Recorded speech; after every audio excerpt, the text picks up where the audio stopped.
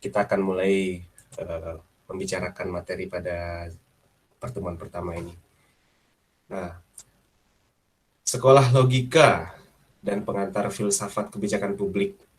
Itu sebetulnya sekitar 2 minggu lalu Bang Adib ya, beliau alumni UIN Yogyakarta, sekarang sedang sibuk berbisnis di Lombok, tiba-tiba mengkontak saya, untuk mengadakan sekolah logika yang kemudian mengajak saya untuk mengkaitkannya dengan filsafat gitu.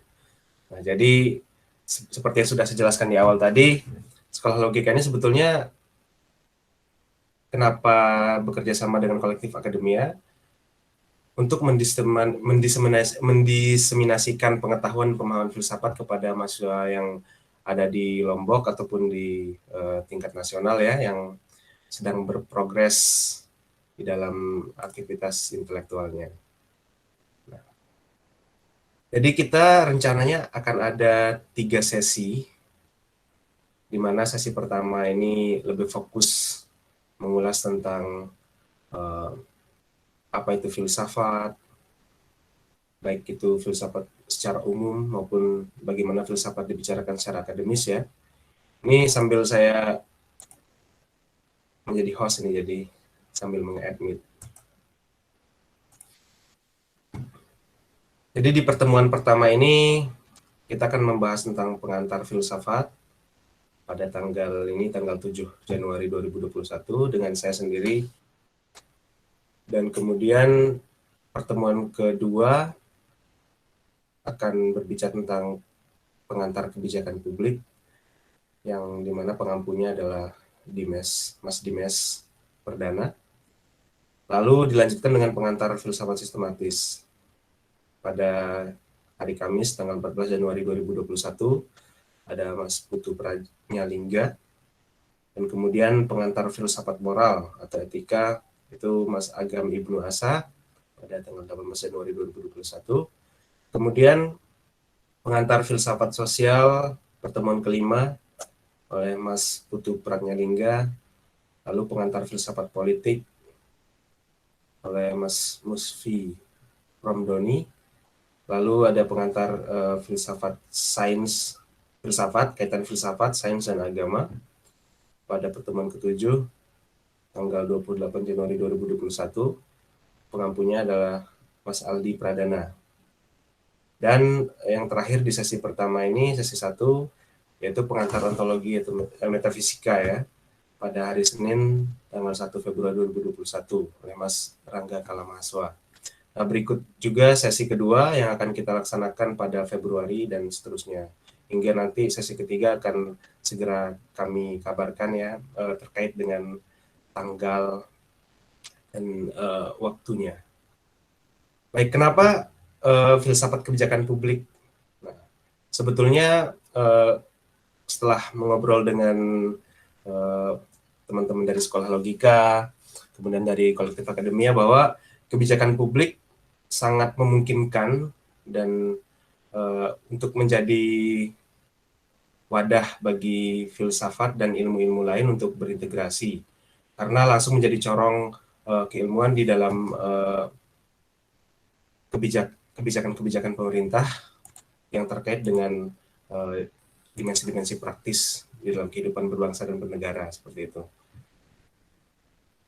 Jadi di bagian sesi 1 ini akan digodok tentang filsafat, kemudian dasar-dasar kebijakan publik, dan pada akhirnya nanti sebelum di sesi 3 akan dipaparkan tentang hal-hal yang bersifat sangat krusial ya di dalam membahas filsafat kebijakan publik, tentang apa saja yang mempengaruhi suatu kebijakan, kemudian atas dasar apa kebijakan itu ditelurkan, kemudian pertimbangan-pertimbangan apa yang mestinya diikutsertakan di dalam suatu perumusan kebijakan publik.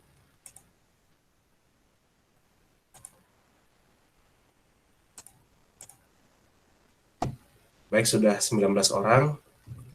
Saya mulai saja penyampaian materinya. Sebetulnya tidak akan lama ya.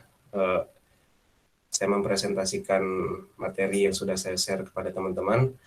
Kedepannya kita lebih dialog untuk supaya tidak terlalu kaku gitu.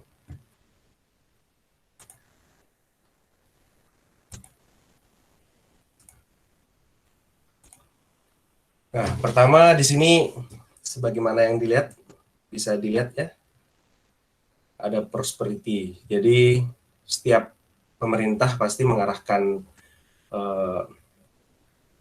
keberlangsungan pemerintahannya di dalam mengelola suatu negara itu mengarah kepada suatu selain ini ada keadilan, kemudian kesejahteraan dan lain sebagainya. Nah, untuk mencapai ini merupakan sebuah ideal yang selalu ada di setiap pemerintahan, tidak hanya di Indonesia tentunya, bahkan di konsep komunitas masyarakat, komunitas manusia atau masyarakat primitif ya, sudah mempunyai konsep atau rancangan tentang bagaimana mereka mencapai sebuah kesejahteraan. Sebetulnya itu menjadi suatu anasir yang sangat penting yang tidak bisa terlepaskan dari setiap pembicaraan tentang kebijakan publik. Begitu juga dengan filsafat seperti itu. Nah, di sini ada beberapa gambar yang saya sertakan di sini ya. Jadi kita Mas Odi, ya, bagaimana? tidak kelihatan, tampilannya tidak kelihatan. Tidak kelihatan ya? Ya, diganti share, share screen-nya dirubah. Bagaimana Mas? PPT-nya nggak kelihatan. Masih yang tadi yang present now ya? ya. Window. Ya. Tab ya, window. Sudah kelihatan? Ya, sudah. Ya. Sudah. Oke, lanjut. Oke, siap. Jadi ini sekedar untuk bahan refleksi ya. Gambar-gambar yang bisa teman-teman lihat di sini. Ada simbol dari justice di sini. Bagaimana suatu negara itu menjamin tentang kedudukan yang sama di hadapan hukum, bagaimana akses privat ataupun publik terhadap hukum, bagaimana negara bisa melindungi setiap warga negaranya. Kemudian di setiap negara itu pasti ada pembicaraan-pembicaraan ataupun kompromi-kompromi politis dari para elitnya, dari para pengelolanya. Kemudian di sini yang hitam putih ini itu semacam diorama yang menggambarkan seorang pemimpin ya, seorang penguasa yang melihat porak-porandaan masyarakatnya seperti itu.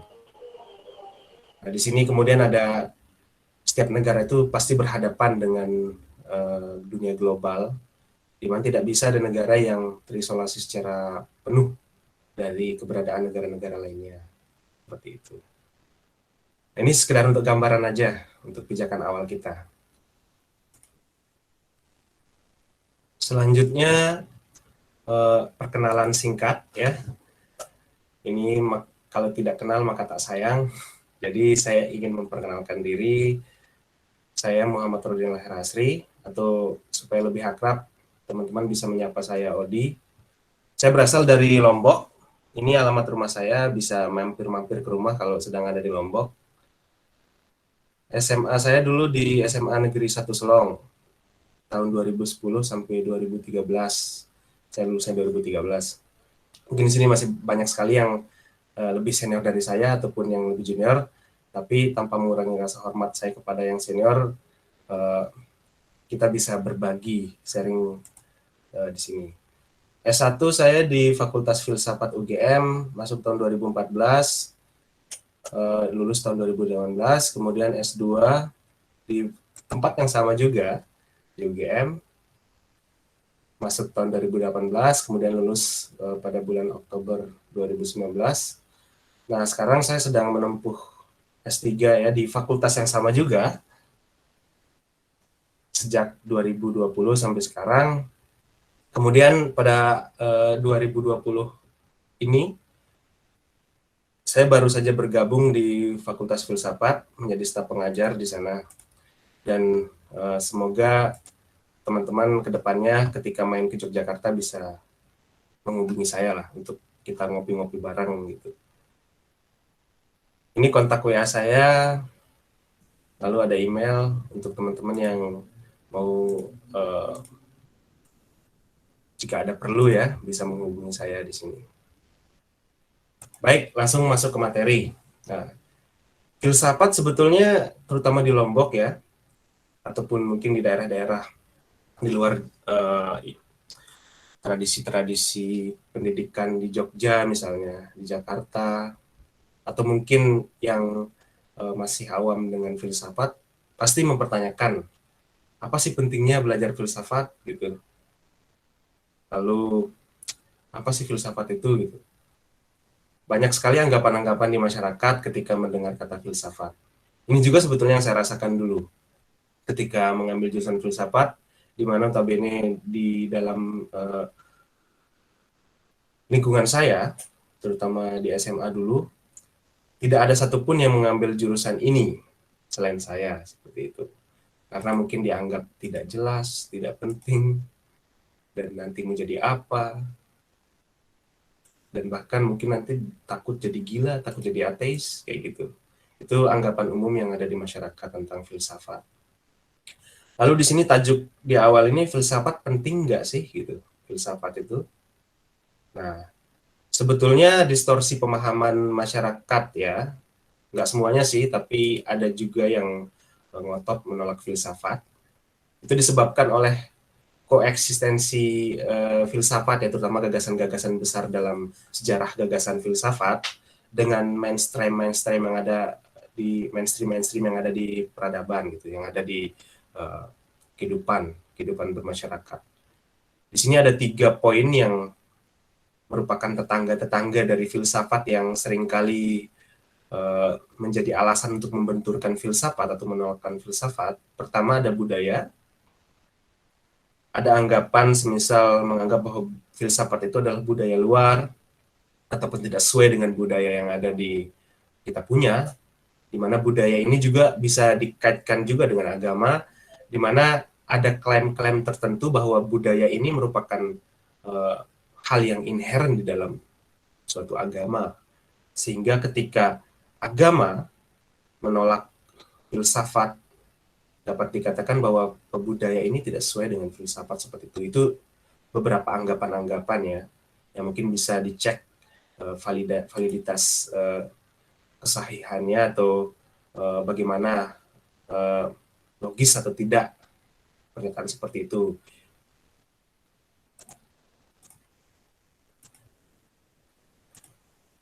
Kemudian ada entitas lainnya, ini politik, di mana mungkin di Indonesia ini sejak lengsernya Soekarno mungkin ya, diganti oleh Soeharto di Orde Baru, di mana kondisi politik kita agak sedikit tidak ramah dengan filsafat. Ini mungkin salah satu tesis saya yang bisa Anda terima ataupun tolak ya.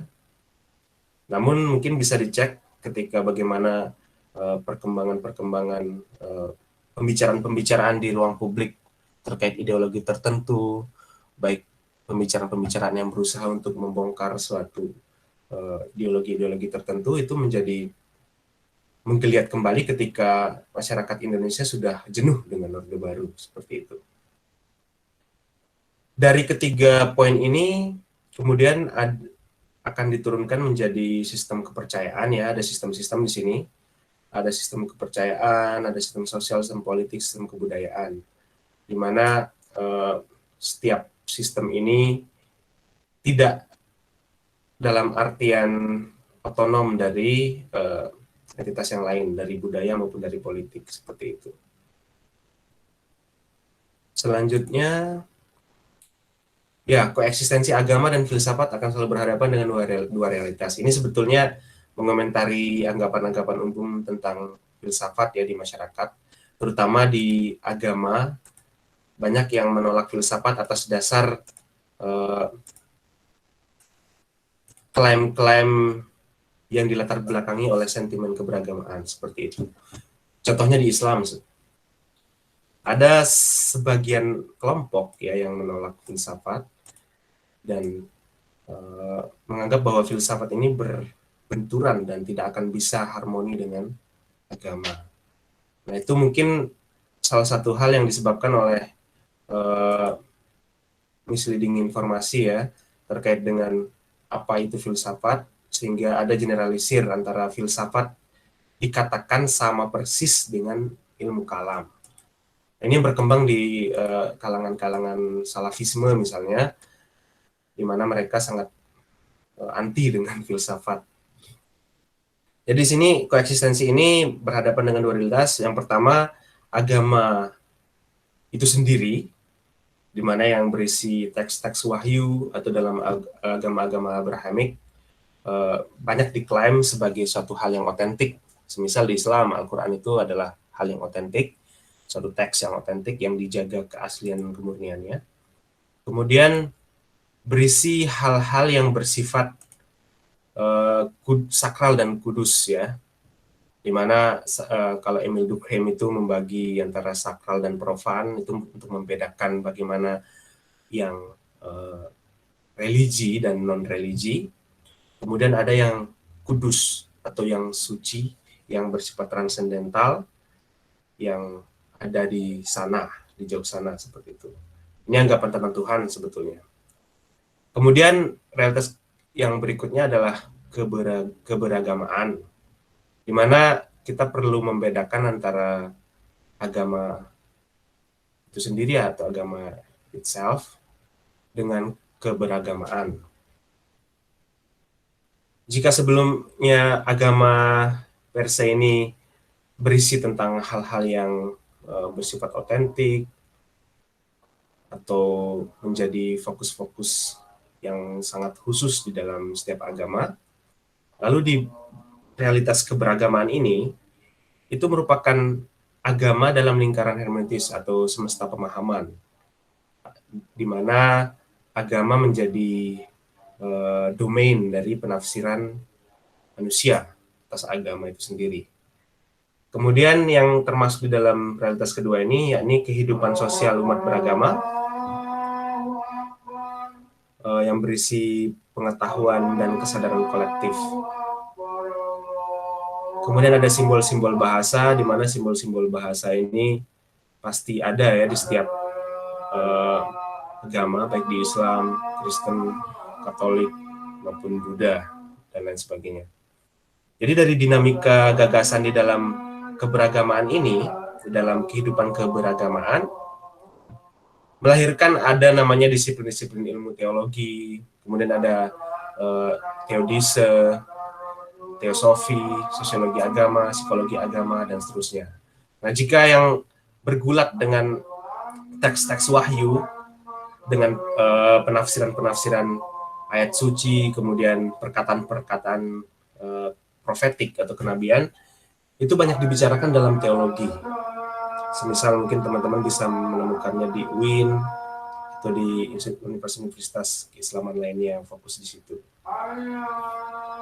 Kemudian ada teodise di sini membicarakan tentang sifat-sifat atau hal-hal yang cenderung membela keberadaan Tuhan itu sendiri seperti itu. Kemudian ada teosofi mendekati fenomena kebertuhanan ataupun Tuhan itu sendiri dengan filsafat. Lalu ada sosiologi agama fokus di kehidupan umat beragama. Lalu terkait juga dengan psikologi agama yang berkaitan dengan kematangan emosional dari umat-umat beragama seperti itu. Lalu di sini ada beberapa poin yang saya sertakan tentang distorsi pemahaman masyarakat ya, pemahaman umum tentang filsafat, di mana disebabkan oleh beberapa hal. Yang pertama, tidak paham filsafat itu apa.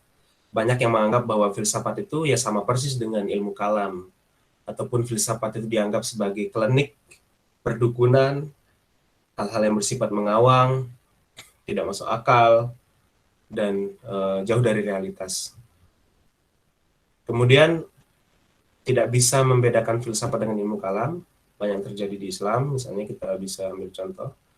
Kemudian mengkerdilkan filsafat hanya sebatas pada kata-kata mutiara atau quotes. Misal filsafat padi, seperti itu. Jadi banyak anggapan yang mengira ketika kita belajar filsafat itu kita akan hanya membicarakan tentang quotes, kata-kata mutiara.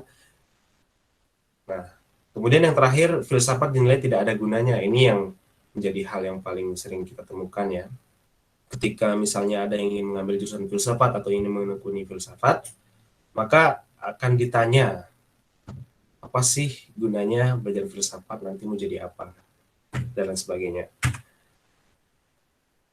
Nah, di sini saya mengutip dua perkataan dari dua filsuf ya. Pertama, Stephen Corner dari bukunya Fundamental Question in Philosophy, di mana dia mengatakan pemikiran filsafat hanya akan berhenti apabila pemikiran non-filsafati juga berhenti. Filsafat bersifat terus-menerus, atau perennial, atau open-ended, tidak ada akhirnya, di mana dinamika di dalamnya menghadapkan filsuf kepada persoalan-persoalan yang selalu berubah, dan aktivitas berpikir para filsuf tidak akan pernah bisa membebaskannya dari tugas untuk berpikir.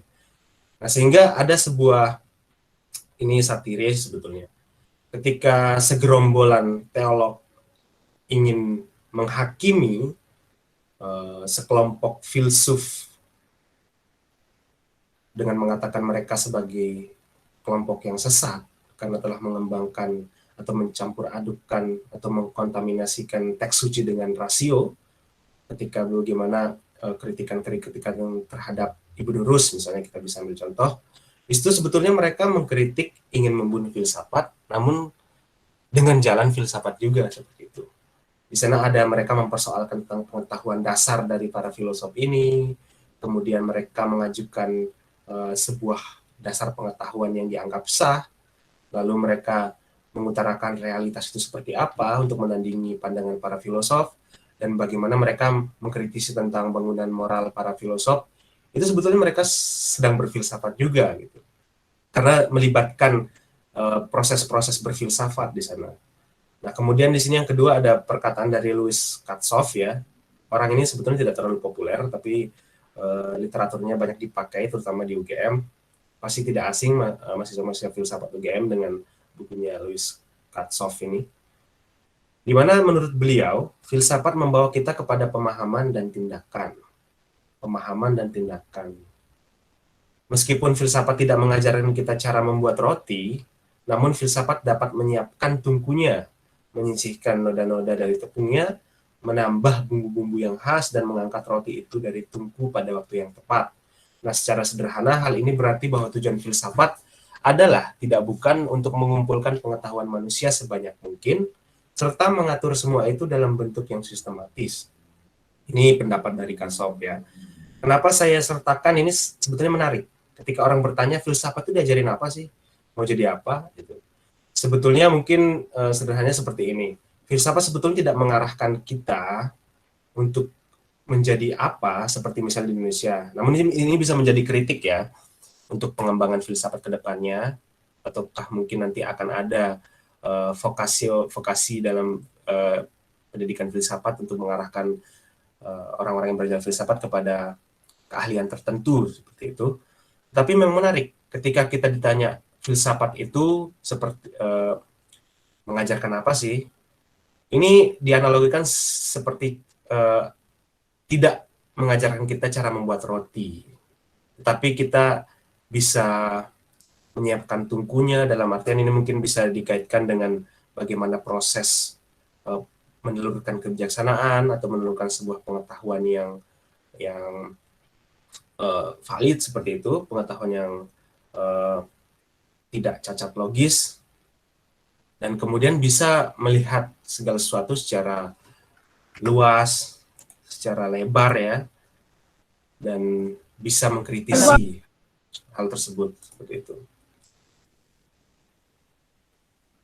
Selanjutnya di sini ada sebuah adagium ya dari bahasa Latin, di mana sebetulnya banyak dikembangkan oleh para teolog-teolog Kristiani di dalam pembahasan tentang teodise atau teosofi. Mysterium tremendum et fascinam. Jadi bagaimana hal-hal yang bersifat misteri yang di luar jangkauan akal kita atau di luar common sense ya, itu selalu membuat manusia itu untuk tertarik terhadap hal tersebut. Nah, manusia pada fitrahnya ya, kalau di dalam konteks agama, itu berusaha untuk mendekati suatu hal yang adikodrati, yang jauh di sana, sebagai sandaran. Ini dalam konteks kebergantungan manusia pada suatu hal yang bersifat metafisis ya. Jadi kalau kita kaitkan dengan proses filsafat, jadi sebetulnya filsafat itu lahir dari sebuah impresi-impresi yang sangat luar biasa, ketakjuban dengan alam sekitar. Nah, itu bisa kita temukan di filsuf-filsuf Yunani kuno ya, Yunani filsuf-filsuf prasokratik misalnya, di mana mereka sibuk mencari arke, mencari asas dari kehidupan ini seperti itu. Jadi sebetulnya memang proses berfilsafat itu menjadi suatu hal yang alami dari proses kematangan berpikir manusia, di mana fase-fase manusia mulai dapat merefleksikan dirinya pada suatu pengandaian-pengandaian yang melampaui kekinian, itu merupakan sebuah proses filsafat yang sangat nyata ya. Lalu secara etimologis ini saya singgung sedikit, filsafat terdiri dari kata philein, itu cinta atau akrab, dan philos itu bisa diartikan sahabat, kekasih dari bahasa Yunani ya. Lalu ada philia itu cinta, dan sophia kebijaksanaan, sebetulnya artinya sama saja. Nah, secara terminologi sebetulnya sangat banyak ya definisi-definisi tentang filsafat. Kita bisa melihat definisi-definisi itu tergantung dari sudut pandang dan kepentingan dalam memaknai filsafat. Mungkin kalau para mistikus, para sufi, atau para filsuf-filsuf spiritualis mendefinisikan filsafat itu apa, mungkin lebih dekat dengan olah batin, mungkin di dalam tradisi filsafat-filsafat yang berkembang di Nusantara ya. Nah, kemudian lalu apa itu filsafat gitu? Nah, pemahaman filsafat itu sebetulnya yang ingin mulai saya tanamkan dari pertemuan ini kepada teman-teman. Saya tidak akan menyodorkan definisi yang rigid tentang filsafat, karena pemahaman teman-teman akan berkembang dengan sendirinya seperti itu. Saya hanya membantu untuk mencapai pemahaman itu. Nah, karena mendefinisikan filsafat secara rigid dan kaku, itu menurut saya akan mereduksi keluasan makna dari filsafat itu sendiri, meskipun ini tidak bisa terlepas ya dari pendefinisian itu, karena eksistensi manusia itu, kalau kata Nietzsche ya, tidak bisa terlepas dari bahasa itu sendiri, dari pendefinisian di dalam konfigurasi bahasa seperti itu. Nah, kalau kita berbicara tentang pendefinisian, dapat ditemukan ada penggunaan-penggunaan istilah atau bahasa yang secara ekstrim. Semisal contohnya kata asu misalnya dalam bahasa Jawa ya, atau kata anjing, itu sebenarnya sebuah kata yang dalam setiap budaya itu memiliki suatu makna yang berbeda-beda. Di mana misal ketika kita berbicara dalam konteks masyarakat beragama atau masyarakat Islam, mungkin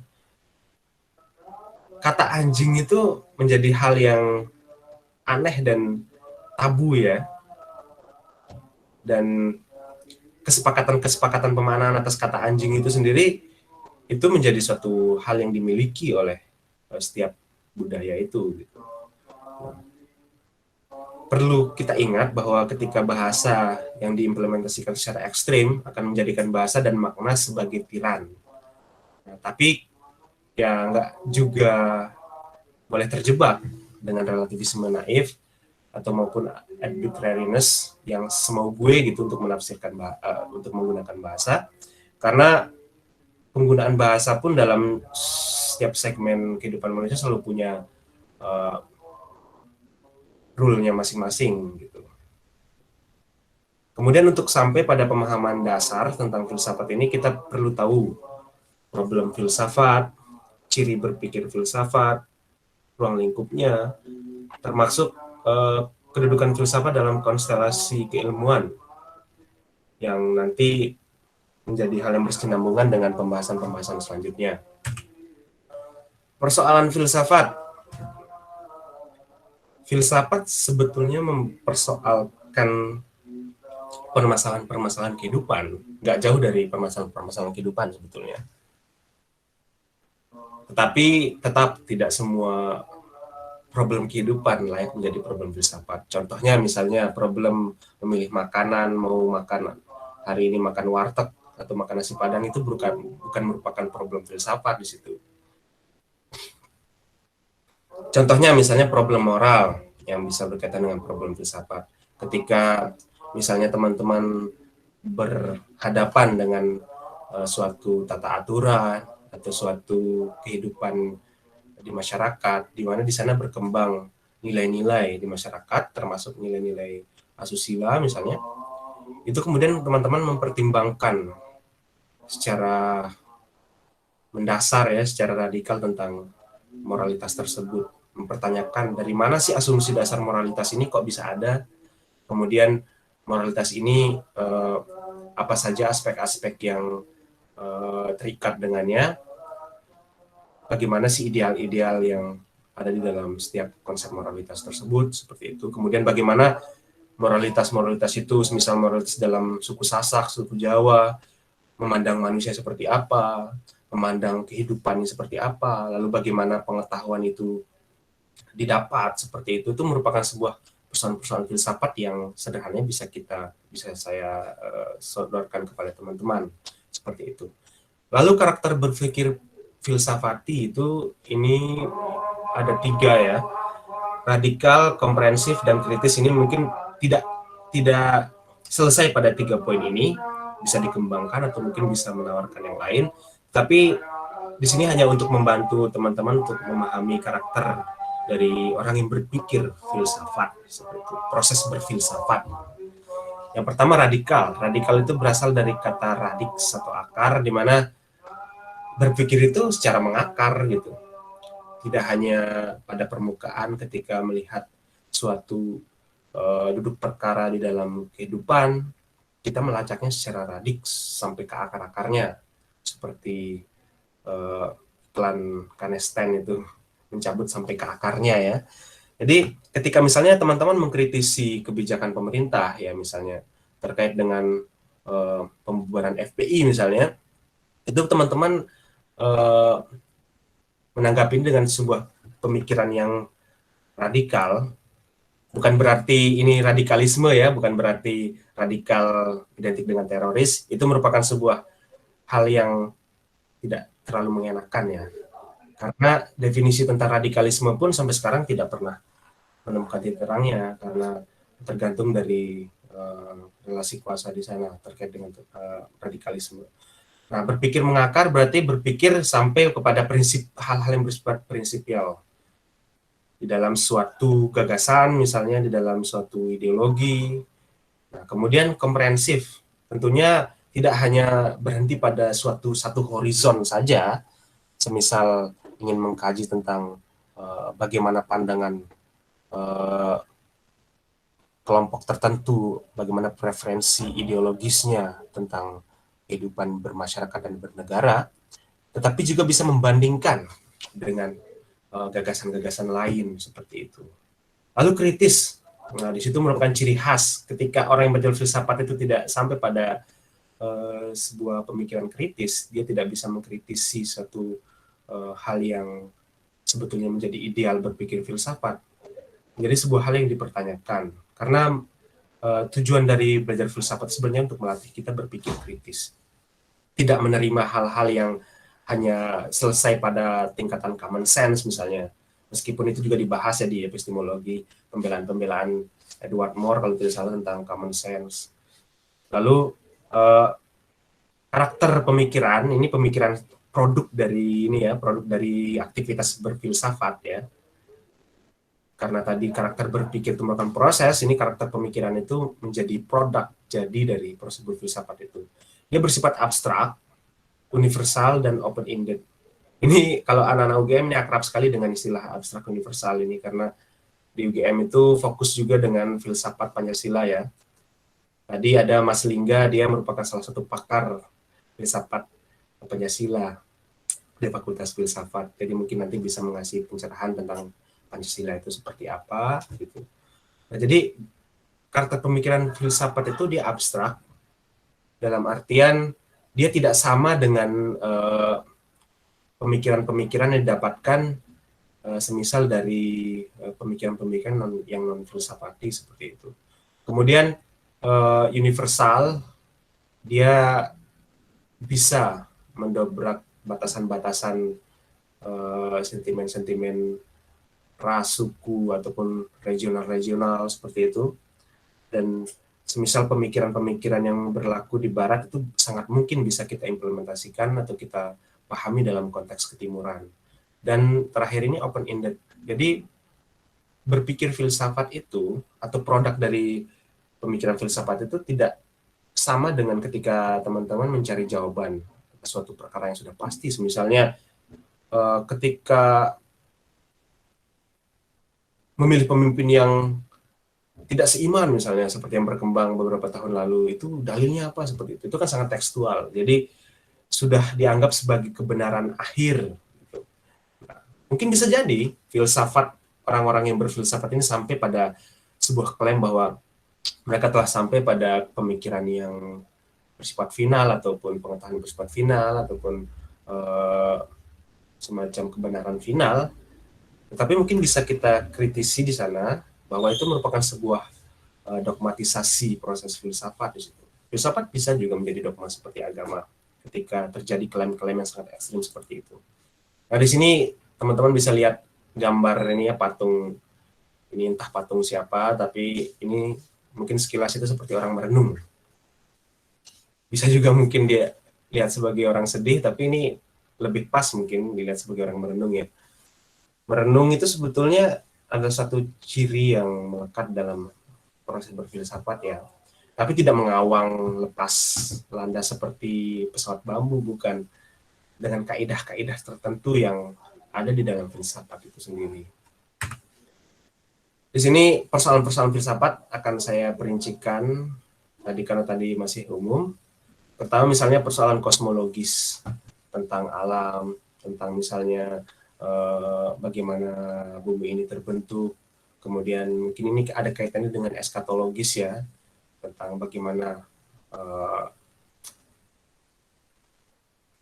gambaran-gambaran dalam setiap agama tentang penciptaan alam semesta. Misalnya mungkin di Kristen ada Genesis, lalu di Islam ada penciptaan-penciptaan yang dibicarakan di dalam Al-Quran misalnya, ataupun di dalam aliran-aliran kepercayaan lokal ya. Kita tidak boleh mengabaikan mereka sebetulnya. Karena di Indonesia ini sangat banyak aliran-aliran kepercayaan lokal yang jauh lebih dulu ada sebelum agama-agama besar masuk ke Nusantara.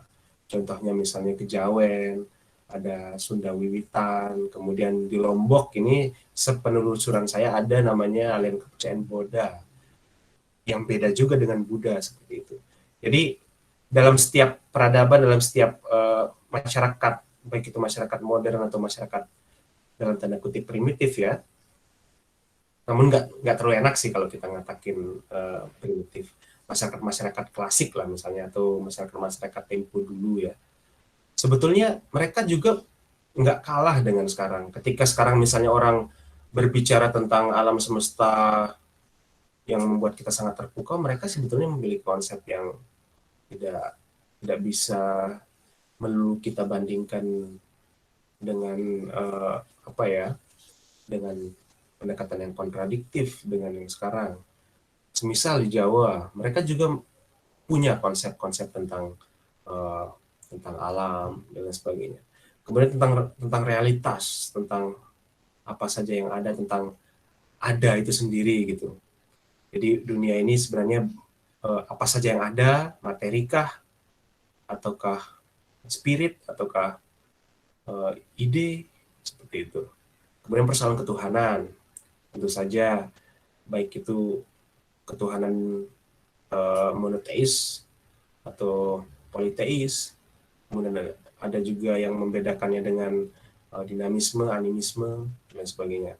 Persoalan keadilan, ini yang paling relevan dengan kehidupan bernegara dengan filsafat praktis ya, persoalan keadilan. Ketika berbicara tentang kehidupan bermasyarakat dan bernegara, di mana akan ada power yang akan selalu ada ya untuk mengelola realitas dalam suatu negara itu, maka di sana akan ada muncul persoalan keadilan. Nah, disitulah ladang teman-teman untuk berfilsafat ketika ingin mengulik atau mengkuliti ideologi-ideologi yang menjadi selubung dalam kegiatan bernegara ini. Itu merupakan problem-problem filsafat sebetulnya. Semisal, sekarang misalnya sedang gembar-gembor tentang toleransi ya, yang menjadi proyek besar dari rezim yang sah ini, bahwa ingin mendiseminasikan atau membuat khalayak umum di Indonesia agar mengarah kepada framing ataupun mengarah pada konsep toleransi yang ditelurkan oleh rezim seperti itu.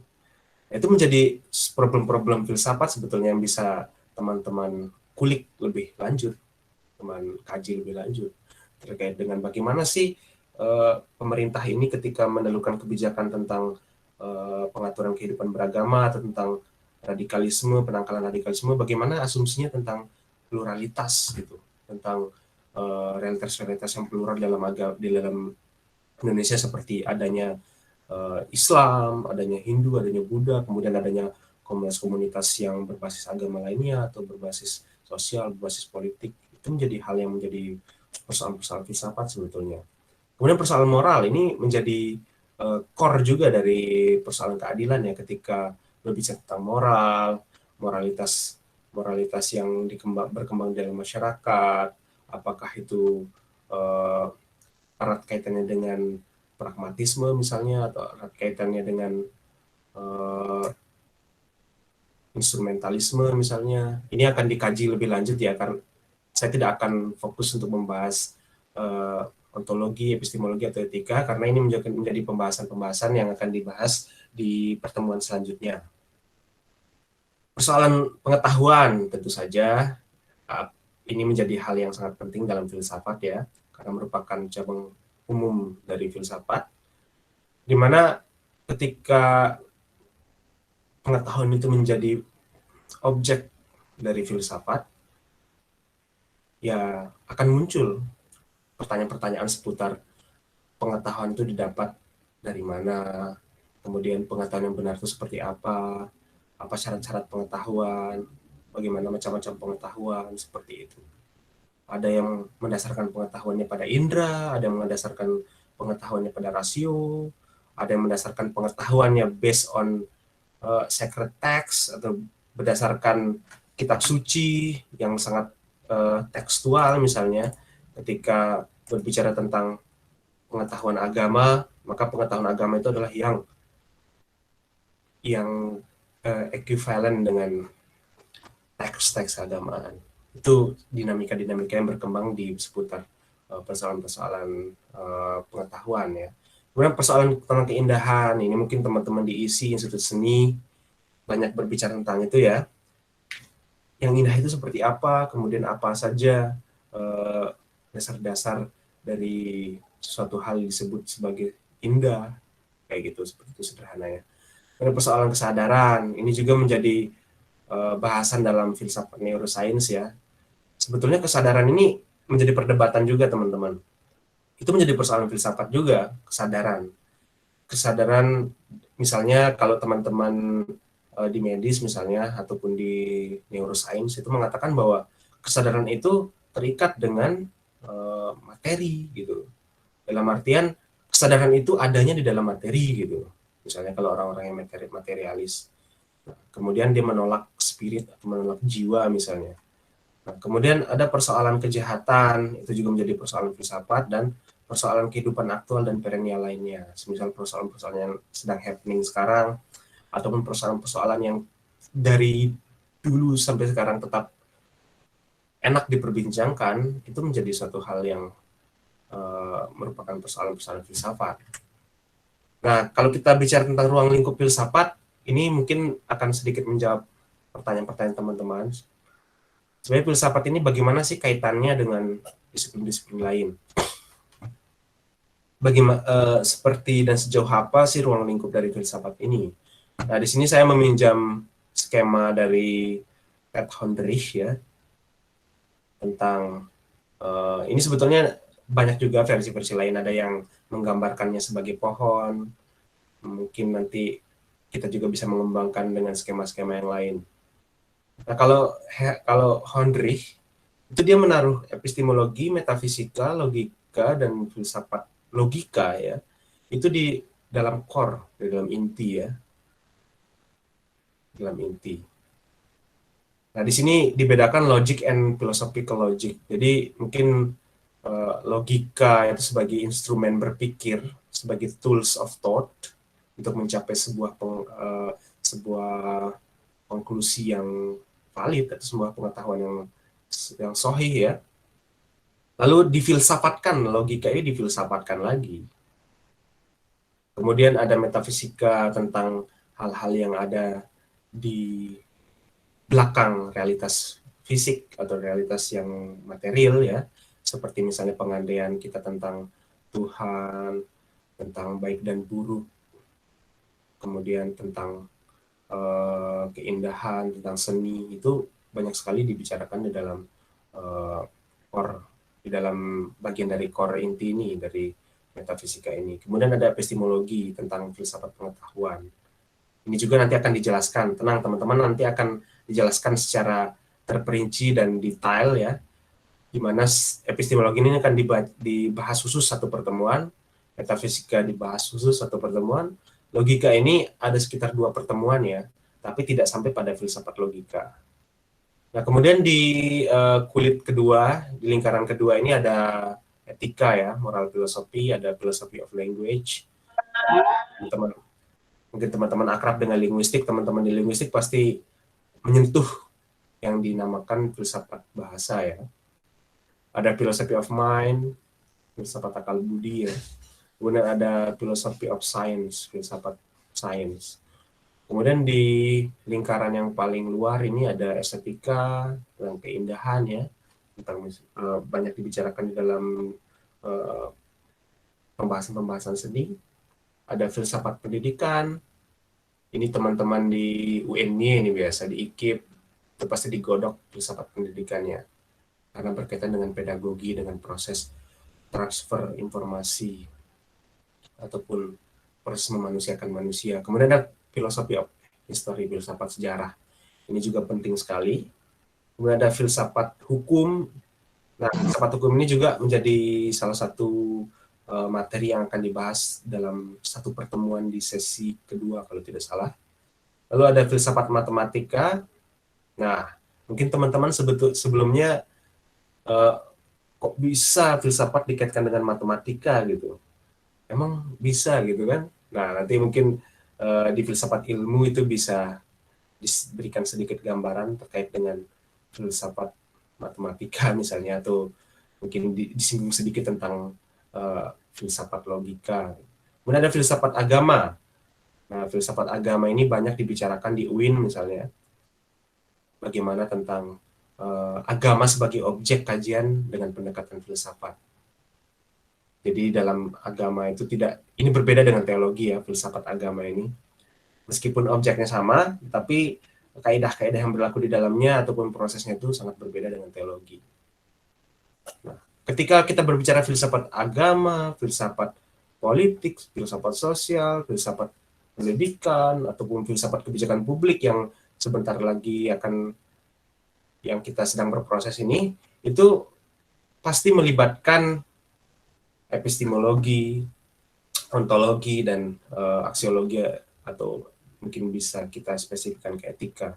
Jadi mengkaji objek agama itu dengan mengkaji bagaimana epistemologinya, bagaimana dasar pengetahuannya, bagaimana asumsi dasar tentang realitas di dalam filsafat, di dalam agama-agama, kemudian bagaimana konsep-konsep moral itu berkembang dalam agama, bagaimana nilai-nilai ya itu berkembang dalam agama. Begitupun berlaku bagi filsafat-filsafat khusus lainnya, seperti misalnya filsafat sosial, filsafat politik, dan filsafat pendidikan. Nah, ini sebetulnya filsafat sistematis itu di sini saya sertakan ada 4 ya. Nah, mungkin ini bisa menjadi pengecualian di sini logika ini. Ada yang pertama ontologi, epistemologi, etika. Ini tenang teman-teman, akan dijelaskan nanti di pertemuan selanjutnya tentang sistematika filsafat. Sederhananya sebetulnya ontologi ini berbicara tentang apa saja sih yang ada gitu, tentang yang ada itu gitu. Apakah materikah, ataukah ruh, ataukah yang lainnya, seperti itu. Itu menjadi perdebatan yang tidak ada ujungnya di dalam filsafat ya, tentang ontologi ini. Kemudian epistemologi tentang pengetahuan yang sah itu seperti apa, bagaimana cara memperoleh pengetahuan itu didasarkan pada apa saja kaidah-kaidah di dalam berpikir itu logika, yang kemudian sangat erat kaitannya dengan epistemologi logika ini. Kalau di UGM itu untuk mengambil epistemologi ini harus selesai dulu, kalau tidak salah logika ya, harus selesai di logika baru bisa masuk ke epistemologi. Kemudian ada etika, di sini mempersoalkan tentang filsafat moral, tentang moralitas itu, seperti yang sudah saya singgung tadi. Nah, di sini arus utama atau sikap-sikap dalam dinamika aktivitas berfilsafat. Nah, di sini ada 2 ya, substansialisme atau esensialisme seperti itu. Nah, mungkin ini menjadi kritikan menjadi misleading di dalam komentar-komentar orang yang miring terhadap filsafat. Seperti misalnya kalau teman-teman di sini sudah pernah membaca At-Tahafut Al-Falasifahnya Al-Ghazali, mungkin akan sedikit paham dengan apa yang saya pilah ini, terutama dengan substansialisme ini. Ketika kita berbicara tentang substansi itu mungkin lebih kepada konteks isi ya, tentang materi, tentang isi dari sesuatu. Kemudian esensi ini kualitas yang membuat sesuatu itu eksis. Seperti itu. Jadi ketika kita misalnya ambil contoh di dinamika di dalam Islam ya, di dalam para pemikir-pemikir Islam, terutama yang agak resisten terhadap filsafat, jika teman-teman merujuk kepada At-Tahafut Al-Falasifah itu, sebetulnya Al-Ghazali itu hanya mengkhususkan pada Ibnu Sina dan Al-Farabi kalau tidak salah. Jadi Ibnu Sina membatasi kritikannya terhadap filsafat itu pada ketokohan. Nah, sehingga esensi-esensi dari filsafat itu sendiri yang bersifat universal, berlaku pada setiap lini kehidupan manusia itu dibatasi dengan tokoh oleh Al-Ghazali dalam At-Tahafut Al-Falasifah. Nah, yang dimaksud dengan tokoh sentris ini sebetulnya semisal teman-teman belajar filsafat itu berdasarkan dari pemikiran Immanuel Kant, berdasarkan dari pemikiran Zhang-Shak Rousseau, Confucius, kemudian berdasarkan dari Aristotle, dari Plato, dari Socrates, dan lain sebagainya dari Descartes. Itu berarti masih ketika orang mengkritisi buah pikir teman-teman masih bisa dilacak. Dalam artian bisa dilacak, oh ini dia Kartesian ini. Wajar kalau dia argumentasinya seperti ini. Itu bisa dilihat ya, bisa dikritisi seperti itu. Kemudian keterpengaruhan tradisi tertentu, tentu saja filsuf-filsuf misalnya Socrates dan filsuf-filsuf Yunani itu pasti terpengaruh dengan situasi masyarakat pada saat itu. Pemikiran-pemikiran Socrates, pemikiran-pemikiran Plato, Aristoteles itu pasti tidak bisa dilepaskan dari konteks sejarahnya, dari konteks dari formasi kebudayaannya, dari keterpengaruhan sejarahnya, itu nggak bisa dilepaskan. Sehingga asumsi-asumsi dasar mereka tentang suatu hal itu pasti ada jangkar pengetahuan yang mendahuluinya, dalam artian ada pengetahuan yang bersifat turun-temurun ya, dalam artian pemahaman-pemahaman itu tidak sama seperti gelas kosong. Lalu keterpengaruhan budaya, semisal ada filsuf dari Sasak ya, dia akan terpengaruh dengan kesasakannya itu. Ketika dia menelurkan pemikiran politik, misalnya dia akan seyogianya ketika dia sampai pada predikat filsuf, dia akan khas dengan dari mana dia berasal, seperti itu. Semisalnya gini contohnya, ketika Clifford Geertz sebagai antropolog yang sangat diperhitungkan ya, itu meneliti tentang Jawa, Madura, ya dia tidak, Jawa, Bali ya, dia tidak bisa terlepas dari keamerikaannya, karena Geertz itu kan dari Amerika, dia tidak bisa terlepas dari paradigma pragmatisnya ketika dia dibentuk oleh formasi kebudayaan dan pendidikan di Amerika, lalu mengkaji hal-hal yang ada di Indonesia. Kemudian regional tentu saja, kalau di filsafat itu, filsuf-filsuf Inggris itu khas pemikirannya, beda dengan filsuf-filsuf yang ada di Jerman. Mungkin filsuf Jerman itu lebih rasionalis, ada idealisme juga berkembang di Jerman. Nah, mungkin di Inggris itu lebih kental dengan empirisisnya, seperti itulah sederhananya. Lalu di Indonesia mungkin ini menjadi proyek besar ya, kayak gimana sih coraknya filsafat-filsafat di Indonesia ini, itu menjadi proyek yang sangat besar yang perlu kita perhatikan. Karena meskipun bagaimanapun ya, filsafat ini bisa dikatakan ya berasal dari Yunani misalnya kan, tapi dalam esensi filsafat itu sendiri, ketika kita menerapkan ontologi, epistemologi, metafisika itu dalam hal yang lebih general, itu kan sebetulnya filsafat itu ada di mana saja, seperti itu. Ibarat oksigen lah. Jadi mungkin dikotomi antara filsafat barat, filsafat timur itu menjadi suatu hal yang terlalu dipaksakan ya. Mungkin itu buah dari Samuel Huntington, Clash of Civilization, yang banyak diimani sampai sekarang. Jadi mungkin itu anggapan bahwa setiap peradaban itu selalu akan berbentur gitu, berbeda. Ketika timur itu pasti berbeda dengan barat. Nah, sebetulnya ada di dalam filsafat namanya perennialisme, itu sebuah disiplin yang sangat menarik ya. Ketika hendak ingin melihat bahwa sebetulnya core dari filsafat dari setiap segmen kehidupan manusia itu sebetulnya mengarah pada suatu hal yang bersifat perennial, yang tidak akan pernah ada akhirnya, semisal persoalan tentang Tuhanan dan lain sebagainya. Kemudian di sini yang esensialis ya, bahwa melihat filsafat yang sistematis itu ya tidak ada bedanya ketika kita berfilsafat ditelurkan oleh filsuf-filsuf di timur dengan di barat, seperti itu.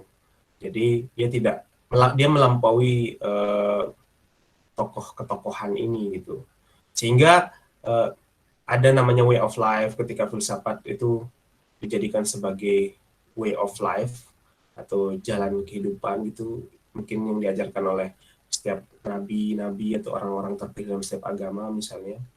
Nah, way of life ini sebetulnya banyak yang tidak terlalu digandrungi oleh teman-teman filsafat. Mereka lebih fokus pada di luar way of life ini, karena dianggap sebagai suatu hal yang mungkin sepele. Namun menurut saya sih tetap penting kita membahas filsafat sebagai way of life, terutama dalam konteks Indonesia. Ketika kita ingin mengembangkan misalnya filsafat Nusantara, itu pasti tidak bisa terlepas dengan filsafat sebagai way of life ini. Selanjutnya, nah lalu seberapa peluang kita sebenarnya untuk mengakui tokoh? Karena ketika kritikan-kritikan terhadap filsafat itu ya pasti tidak bisa terlepas dari ketokohan ini, karena ini yang menjadi mainstream ketika orang belajar filsafat itu. Jadi dia dia terikat dengan narasi besar ketokohan ini gitu. Semisal ada yang mengkritisi rasionalisme dalam Islam misalnya, dia mengklaim bahwa mereka itu terpengaruh oleh Aristotle. Semisal Ibn Rus itu dituduh ya, atau sebenarnya bukan dituduh, memang dia terpengaruh oleh Aristotle, tetapi perlu kejelasan dan kejeniahan berpikir untuk melihat seberapa besar pengaruh dari Aristotle ini terhadap Ibn Rus. Jangan serta-merta menganggap bahwa Aristotle itu sama persis dengan Ibn Rus, seperti itu. Itu menjadi hal-hal perdebatan yang terjadi sebetulnya teman-teman ketika kita belajar filsafat. Di sini ada pilihannya filsafat dengan sabuk pengaman atau mungkin sebaliknya, ini sebetulnya hanya guyonan saja. Bahwa ketika teman-teman misalnya ada prinsip tertentu yang dipegang ketika mempelajari filsafat, ya itu sah-sah saja. Ketika nanti akan belajar filsafat untuk menguatkan prinsip itu ataukah untuk menguji prinsip itu, atau untuk merontokkan prinsip itu bisa saja.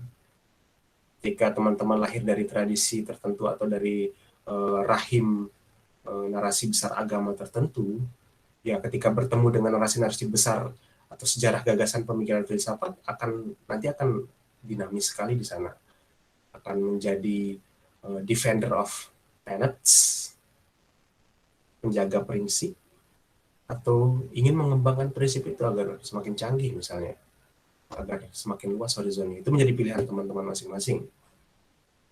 Nah, jika filsafat juga concern pada kebenaran, lalu apa bedanya dengan apa yang ditawarkan oleh agama?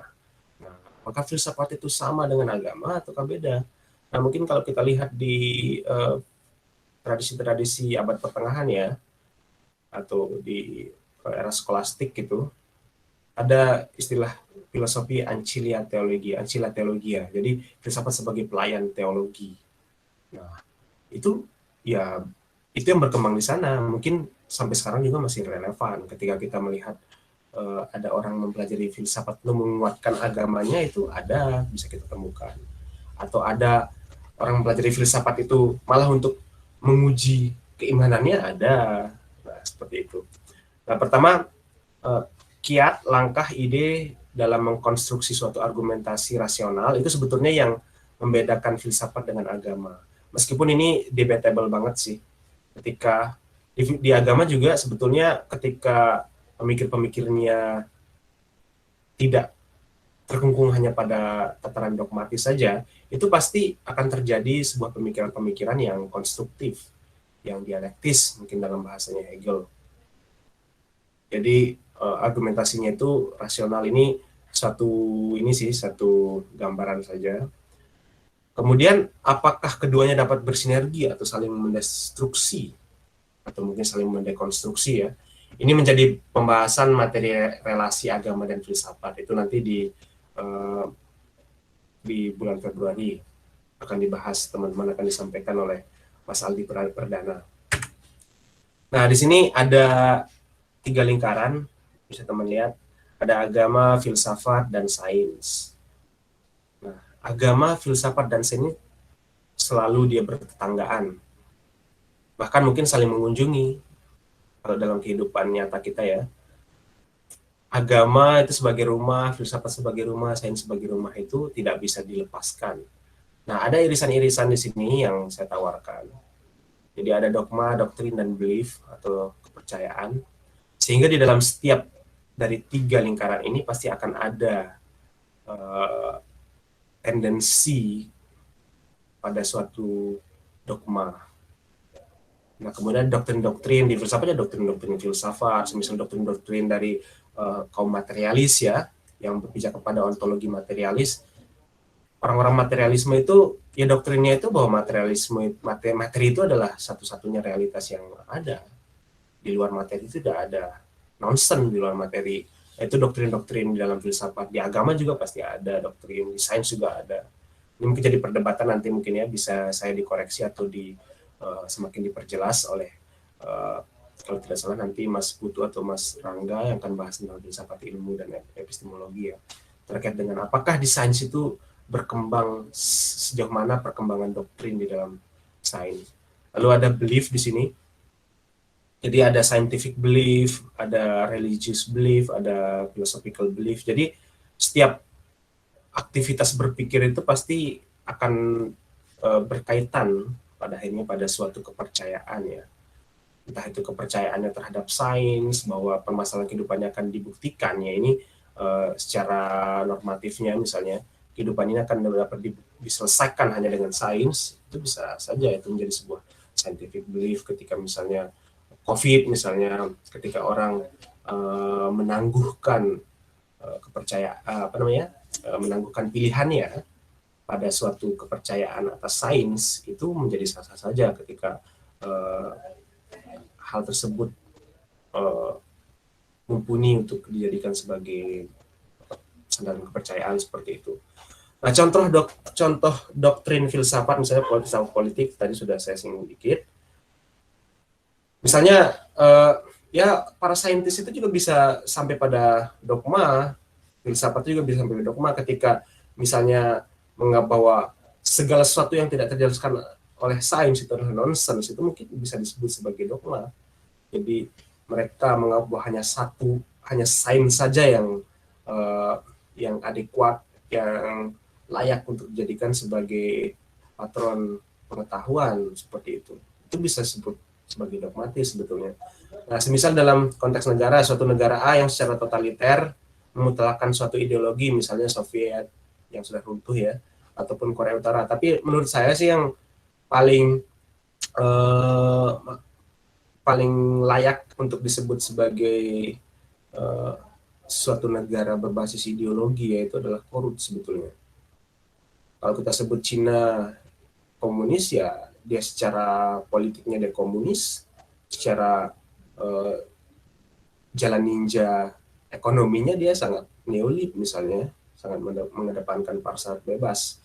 Nah, kalau di Korea Utara ini dia uniknya itu dia mencampurkan antara Buddhisme dan Juche ideologi. Juche ini jadi ada sosok kayak jadi gini, Juche ini seperti keluarga ya, negara itu seperti keluarga. Jadi presiden itu sebagai bapak, jadi setiap komponen negara itu harus patuh kepada bapak. Nah, kenapa kalau di Korea Utara itu pemimpinnya meninggal itu pada nangis, pada bersedih gitu, karena mereka sangat paternalistik ya, dan bahkan paternalistik ekstrim, ultra paternalistik gitu. Mungkin di Indonesia kita sebut bahwa masyarakatnya paternalistik karena bergantung pada kiai misalnya, bergantung pada tuan guru, bergantung pada ketokohan. Di Korea Utara itu lebih ekstrim lagi seperti itu. Jadi dogma itu tidak hanya mutlak milik agama saja. Nah, di sini misalnya dogmatisasi sains ya, ada semisal teman-teman mungkin ada yang mengenal The Four Horsemen, julukannya ini ya, 4 orang ini yang sering menyuarakan ateisme ya. Sebetulnya di sini ada dari kalangan saintis itu ada Richard Dawkins dengan bukunya misalnya The God Delusion, kemudian ada Selfish Jane. Jadi dia ini lebih sebagai biologis ya, dia menegasikan adanya Tuhan itu dalam konteks biologi kalau tidak salah. Kemudian ada Sam Harris. Sam Harris ini dia agak kurang ajar juga. Jadi dia punya buku The End of Faith, dia mengkritisi tentang keimanan itu. Kemudian ada di sini Nicholas Storm, lalu ada Christopher Hitchens yang God is not great. Ini tuh sangat rebel ya. Dia dengan orang-orang beragama dia sangat benci.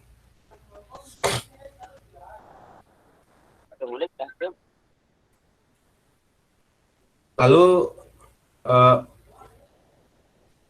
di sini ada gambar ya, ketika ingin membuat make filsafat great again, membuat filsafat menjadi bermakna lagi di dalam kehidupan. Disitulah sebetulnya fungsi atau kenapa program ini diadakan.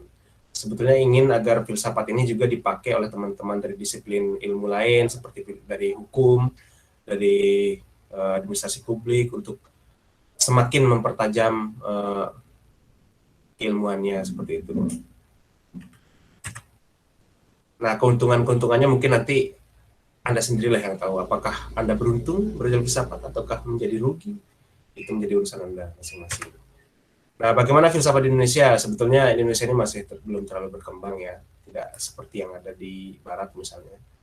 Mungkin masih dalam tahap pengembangan itu kalau kita lihat secara optimis ya, mungkin nanti suatu saat bisa bersaing dengan filsafat-filsafat yang ada di Barat. Filsafat bisa berkembang dan menjadi katalis terwujudnya interdisiplin keilmuan. Jadi yang menjadi cita-cita dari teman-teman filsafat sebetulnya ingin menjembatani ilmu-ilmu yang sekarang ini masih fokus dengan dapurnya masing-masing. Misalnya teman-teman dari eksak itu dia masa bodoh dengan politik, masa bodoh dengan diskursus sosial gitu. Nah, kita ingin menjembatani di situ. Sehingga mungkin ya anggapan bahwa filsafat itu sebagai induk ilmu itu menjadi suatu hal yang benar. Seperti itu. Kemudian filsafat berkembang secara prematur karena terhambat oleh paradigma mekanis masyarakat industri modern. Jadi di Indonesia ini memang ketika orang berbicara tentang urusan perut itu mungkin agak malas berfilsafat ya, malas mendekati disiplin aneh seperti filsafat ini yang mungkin masih dianggap aneh ini. Karena banyak juga anggapan kalau filsafat ini sebuah ilmu yang dipelajari ketika kita sudah mapan. Bisa jadi seperti itu, teman-teman. Nah, oke, selamat berfilsafat. Terima kasih.